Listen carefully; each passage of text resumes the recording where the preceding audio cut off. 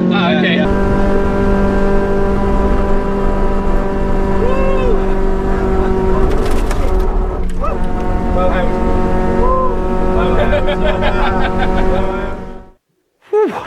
Well, that was one of actually the sketchiest moment of my 2021 driving season. And today I would like to dive deeper into it together with you, analyze it pretty much frame by frame, because although it is only between 3 to 4 seconds long from the moment that things go wrong to the full recovery, there's lots and lots of stuff happening, lots of things that someone can potentially learn something from it.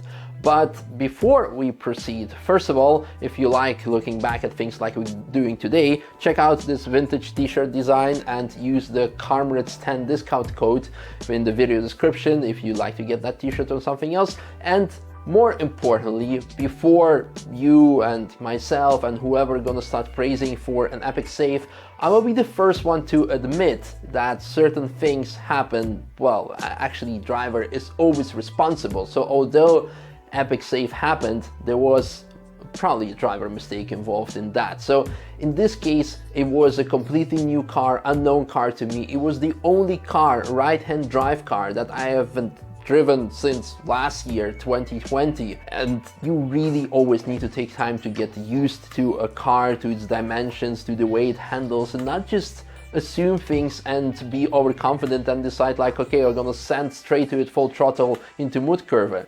It is possible to do it with the car, but my lack of experience with that particular car and the seat time on the right side made me steer in slightly too early, which caused the car to understeer because the angle of steering was becoming too tight.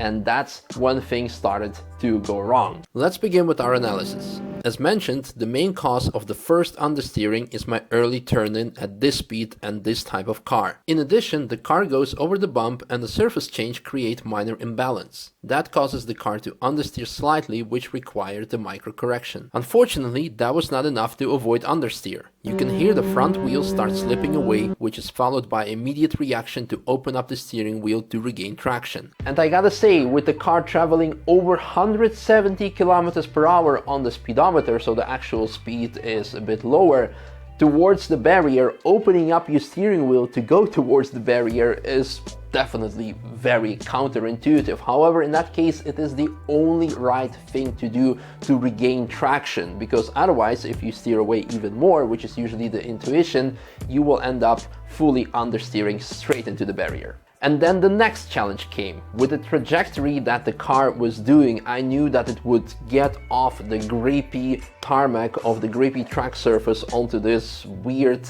stone garden ornament in combination with grass. So when you have the outside wheel loaded up completely with the suspension and wheel and tire, everything, and then all of a sudden there's a drop, the car will understeer, and let alone with if it drops onto even like a slippier surface.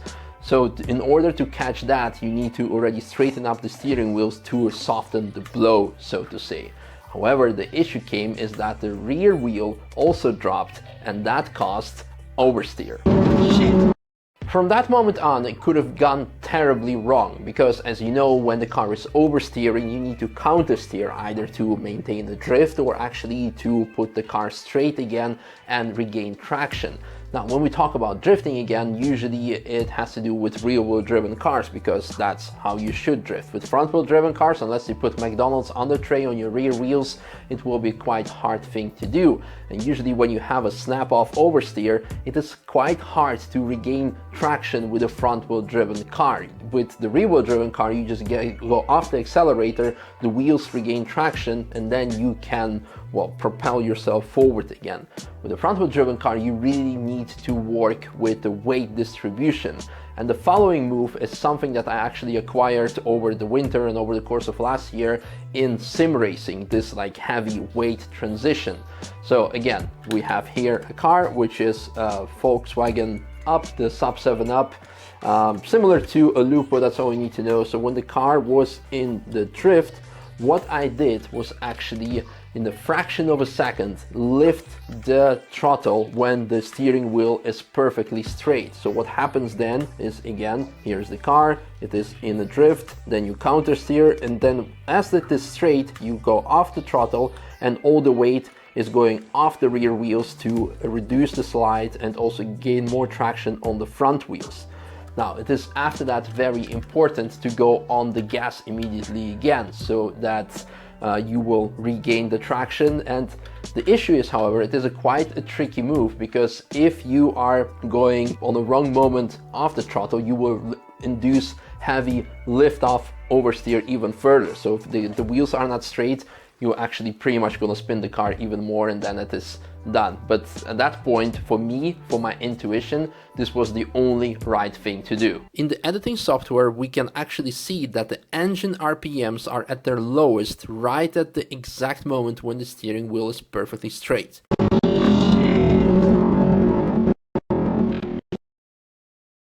And the whole full throttle to 0 to full takes about 10 frames or 1/3 of a second.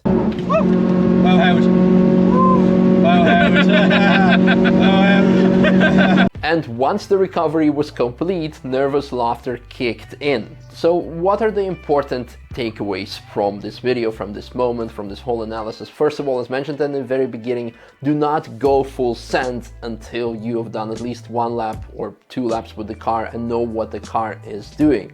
Second of all, also what I haven't mentioned before, always look where you want to go. Counterintuitive what people do in the beginning driving stage is they always look where they don't want to go, like, oh, there's a barrier, barrier, but you always will automatically proceed steering towards the point that you're looking at. So even though the barrier was coming very close, eyes on the road, eyes on the exit. That helped tremendously.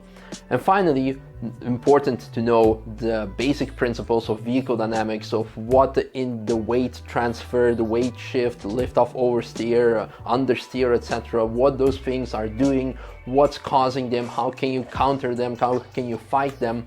And in my case, you have noticed it already, like by judging the comments over the last year, that my driving style has improved tremendously. And for all these compliments, first of all, big thank you to all of you. And the reason I was able to achieve that is, of course, I got also in a better shape because I started working on myself to do that, but to be able to have the stamina, the endurance, and actually like motor skills, etc. But more importantly, speaking of those motor skills, I spent many hours on the sim, driving, and also like, making mistakes and correcting those mistakes and actually thinking what causes those mistakes. So big thank you to Assetto Corsa, because this was my primary sim that I was using and driving, and also going with like very challenging cars. Okay, we will talk about sim racing content later on, but again, those were the two reasons. And to prove it to you, we should actually look back at one of my crashes of 2019, where it could have been avoided, because that was pretty much similar situation. I just got bumped into, the car started to understeer, but instead of opening up the steering wheel, I did the, well, intuitive but the completely wrong thing by steering away even more from the barrier, which ended up smashing into it and costing me 8,000 euros.